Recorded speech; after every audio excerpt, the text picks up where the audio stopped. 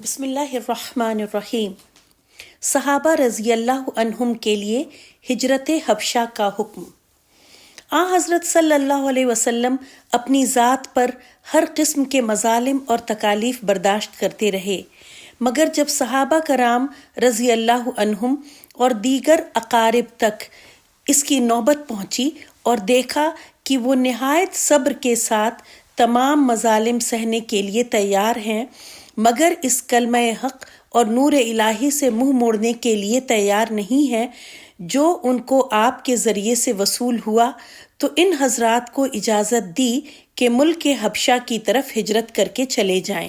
عطائے نبوت سے 5ویں سال ماہ رجب میں 12 مرد اور عورت نے حبشہ کی طرف ہجرت کی، جن میں حضرت عثمان رضی اللہ عنہ اور آپ کی زوجہ مطہرہ حضرت رقیہ رضی اللہ عنہا بھی تھیں۔ نجاشی بادشاہ حبشہ نے ان مہاجرین کا اکرام کیا۔ یہ سب امن و عافیت کے ساتھ وہاں رہنے لگے۔ جب قریش کو اس کی خبر ہوئی تو عمر بن عاص اور عبداللہ بن ربیعہ کو نجاشی کے پاس بھیجا کہ یہ لوگ مفسد ہیں، ان کو اپنی قلم رو میں ٹھہرنے کی اجازت نہ دو، بلکہ ان کو ہمارے سپرد کر دو۔ نجاشی ایک سنجیدہ آدمی تھا۔ اس نے ان کے جواب میں کہا کہ میں یہ کام اس وقت تک نہیں کر سکتا جب تک کہ ان کے مذہب اور خیالات کی تحقیق نہ کر لوں۔ ان حضرات سے جب نجاشی نے یہ دریافت کیا کہ اپنے مذہب اور اس کے صحیح واقعات بتلائیں، تو جعفر بن ابی طالب رضی اللہ عنہ آگے بڑھے اور فرمایا، شاہ، ہم پہلے جاہلیت والے تھے، بتوں کی پوجا کرتے تھے اور مردار کھاتے تھے، فحش کاری، قطع رحمی اور بد خلقی میں مبتلا تھے۔ ہمارا قوی ضعیف کو کھا جاتا تھا، یہاں تک کہ اللہ تعالیٰ نے ہماری طرف ایک رسول بھیجا جو ہمارے ہی کنبے سے ہے۔ ہم ان کے نسب اور سچائی، امانت اور عفت کو خوب جانتے ہیں، اور انہوں نے ہمیں اس کی دعوت دی کہ اللہ کو ایک سمجھیں اور اس کے ساتھ کسی کو سہیم و شریک نہ جانیں، اور بت پرستی چھوڑ دیں اور سچ بولیں، عزیز و اقارب کے ساتھ صلہ رحمی کریں، پڑوسیوں کے ساتھ اچھا سلوک کریں، اور محرمات سے منع فرمایا، اور خون بہانے اور جھوٹ بولنے اور یتیم کا مال کھانے سے روکا، اور ہمیں نماز، روزہ، زکوٰۃ اور حج کا حکم فرمایا۔ ہم نے جب یہ سنا تو اس پر ایمان لے آئے۔ نجاشی یہ سن کر متاثر ہوا اور قریش کے دونوں قاصدوں کو واپس کر دیا اور مسلمان ہو گیا۔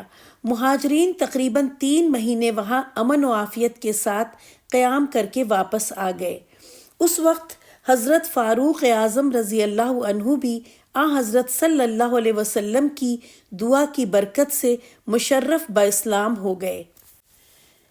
اس وقت مسلمانوں کی مردم شماری 40 مرد اور 11 عورتوں سے زائد نہ تھی۔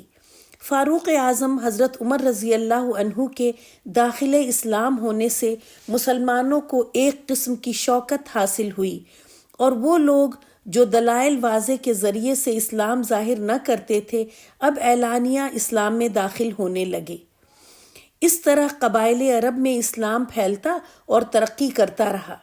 جب قریش نے دیکھا کہ حضرت صلی اللہ علیہ وسلم اور آپ کے صحابہ رضی اللہ عنہ کی عزت روز بروز ترقی کرتی جا رہی ہے، اور بادشاہ حبشہ نے بھی مسلمانوں کا احترام کیا، تو انہیں اپنا انجام نظر آنے لگا۔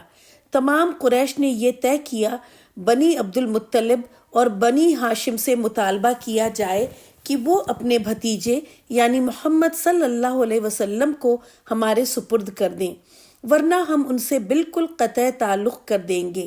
مگر بنی عبد المطلب نے اس کو منظور نہ کیا، تو بالاتفاق رائے عہد نامہ لکھا گیا کہ بنی عبد المطلب سے بالکل مقاطعہ کیا جائے، رشتے ناتے، بیاہ، خرید و فروخت سب بند کر دیے جائیں، یعنی کمپلیٹ سوشل بائیکاٹ کیا جائے، اور یہ عہد نامہ بیت اللہ کے اندر معلق کر دیا گیا۔ ایک پہاڑ کی گھاٹی میں حضرت صلی اللہ علیہ وسلم اور آپ صلی اللہ علیہ وسلم کے تمام رفقا و اقربا کو مقید کر دیا گیا۔ اس وقت ابو لہب کے سوا تمام بنی ہاشم اور بنی عبد المطلب کے تمام افراد بلا امتیاز مسلم و کافر سب کے سب ابو طالب کے ساتھ رہے اور اس گھاٹی میں مقید اور محصور ہو گئے۔ سب طرف سے آمد و رفت ہونے کے رستے بند تھے۔ شدت بھوک سے درختوں کے پتے تک کھانے کی نوبت آئی۔ یہ حالت دیکھ کر رسول اللہ صلی اللہ علیہ وسلم نے دوبارہ صحابہ کرام رضی اللہ عنہم کو حبشہ کی طرف ہجرت کرنے کے لیے فرمایا۔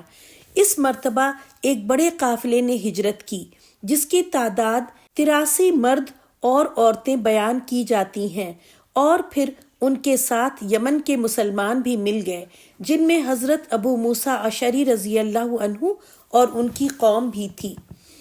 ادھر نبی کریم صلی اللہ علیہ وسلم اور باقی آل و اصحاب نے تقریباً 3 سال انہی مظالم اور مصائب کے ساتھ بسر کیے، اور اس کے بعد چند آدمی اس عہد کو توڑنے اور آپ صلی اللہ علیہ وسلم پر سے یہ محاصرہ اٹھا دینے پر آمادہ ہوئے۔ ادھر حضرت صلی اللہ علیہ وسلم کو بذریعہ وحی بتایا گیا کہ اس عہد نامے کو دیمک نے کھا لیا ہے اور بجز خدا کے نام کے اس میں کوئی حرف نہیں چھوڑا۔ آپ صلی اللہ علیہ وسلم نے لوگوں سے بیان کیا، دیکھا تو ٹھیک اسی طرح نکلا جیسا کہ آپ صلی اللہ علیہ وسلم نے بیان فرمایا تھا۔ الغرض آپ سے محاصرہ اٹھا دیا گیا۔